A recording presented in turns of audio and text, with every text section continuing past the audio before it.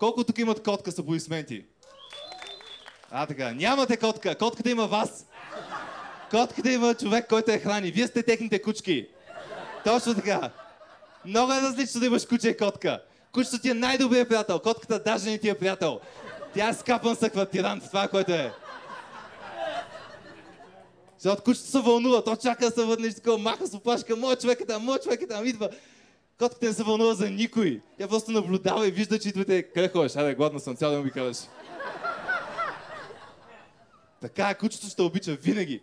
Винаги. Мога да правиш всичко с това куче. Забелязали сте, дърпаш му ушите, чекнеш го. Мога го риташ в топките това куче всеки ден, от 7 до 9 сутринта. Риташ го в топките, то те обича. То не знае за какво риташ, ти не знаеш, толкова ти е къла. Риташ го, то те обича. Обича да. Докато една котка даже не мога да я покалиш. Забелязали сте, ако тя не иска, ако тя не е готова в този момент, не можеш. Ти тръгваш да я галиш, тя така, какво правиш? Чай, кой гледах стената, заета съм.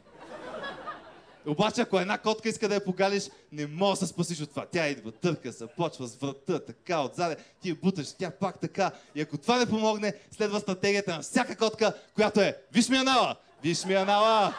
Виж го, най-хубавия анал! Виж го, сега съм седал, сега гледах.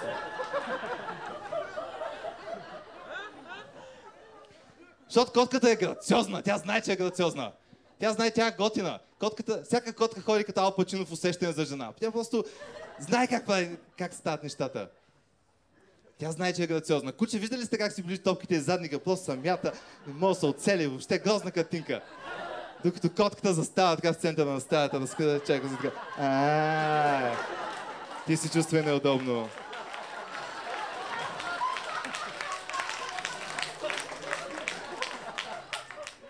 Така е. Така, котките са шефове, те си мислят, че са шефове. Моята котка чака всяка сутрин да се събуди, за да се изседе. Защо? Не трябва да сме двама в това, аз не помагам по никакъв начин. По никакъв начин, но тя си придърпва легена, така че го ви така, става и почва и те гледа в очите. Кой ще го чисти това после? Какво съм яла? Какво си ми дал?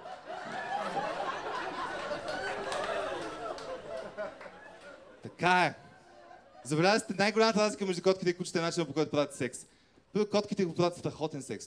Те са просто гениални. Всяка мъжка котка застава зад женската, захапва и завърте и го води в ухото. Всяка и го води в който е така. You like it, don't you, you fucking piece of shit. Докато кучетата те правят по-трудно секс. Особено новите кучета, тия модерните, те живеят в хола. Те извън хола умират. Няма. Те са като напитка, да се държи на 27 градуса. Почва да се смачква такова. Тия модерните кучета как са правили секс? Те са в лаборатория. Аз гледах, модерни кучета правят секс. Обаче едното куче, мъжкото куче трябваше да изчука женското, обаче не можеше да мине опашката на женското. Просто, разбирате, до тук с животинския вид. Това беше опашката и край. Обаче собственика на женското куче беше проактивен. И той беше такъв, фанал опашката и държи опашката на кучето си, докато другото куче се опитва да чука неговото. И държи такъв, се опитва да е год в този момент.